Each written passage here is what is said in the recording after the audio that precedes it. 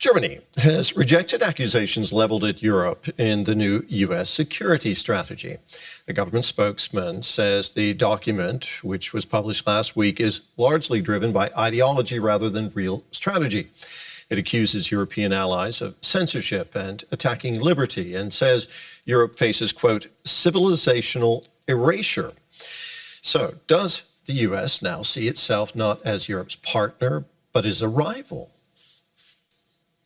More on this, we can speak now with Brando Benifei. He's an Italian member of the European Parliament with the Progressive Alliance of Socialists and Democrats, and he chairs the Parliament's delegation for relations with the United States.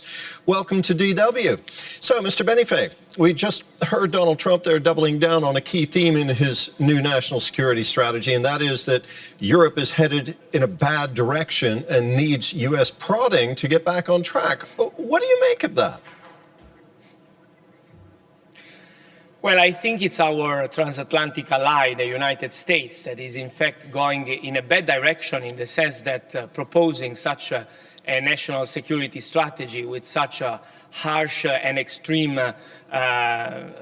sentences regarding the European Union specifically is something that is not helpful for what we have to do together.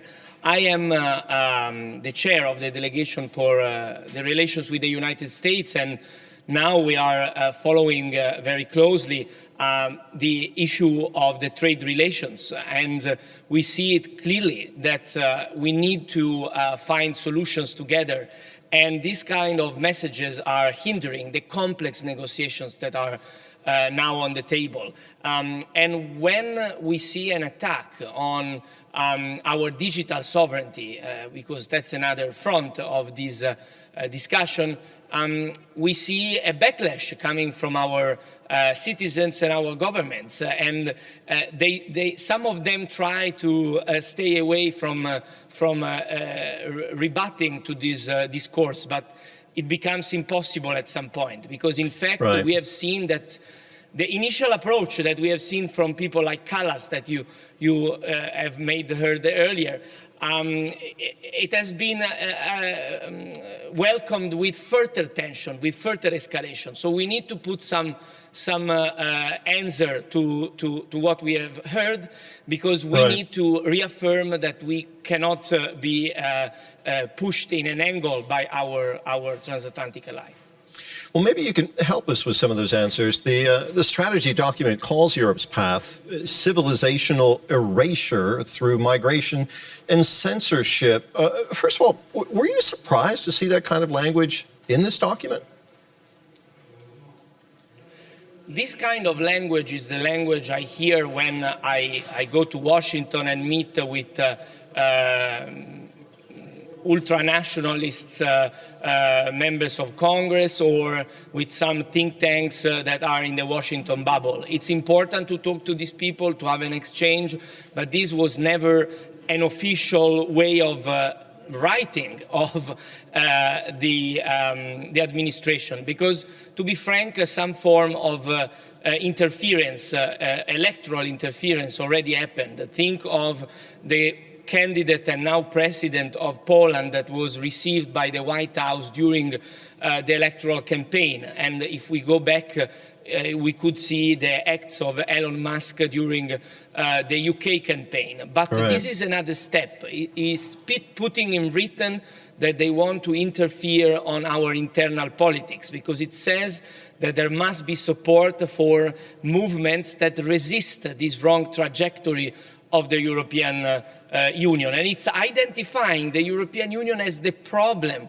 for Europe. But unfortunately, European Union is in fact the one that has to negotiate with the US. So this is not helpful. I mean, in the next days, I will meet online with representatives from Congress, and I will meet also with the new ambassador of US to the EU in person. And I will convey this message. This is not helpful for what we need to do together, and be sure that we will not allow our sovereignty to be overstepped. At least I would say there are people that think so, and we will push also our governments to be a bit more assertive, because we also need to send a message to our people. Some people are starting to think that US and Russia, they will find some agreement together. Look at Ukraine, but more broadly as powers, they will decide, and the EU has only to wait and accept. This is something we can't go in terms of direction, because it will be the end of European sovereignty. As head of the EU Parliament's delegation for US relations, how would you describe the transatlantic bond at this point, and what needs to happen in order to make it better?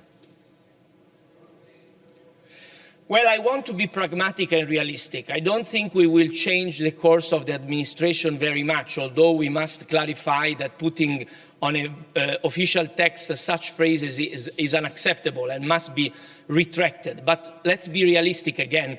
I think the main thing for us is to build more unity, more sovereignty, more pooled capacity of action, from security to investments to common fiscal capacity to a more integrated European market, to be able to stand together in front of a complicated ally as it is today, the United States. Because if we stay fragmented, if we keep the EU as it is today, where all our government leaders are only looking for the next elections, they are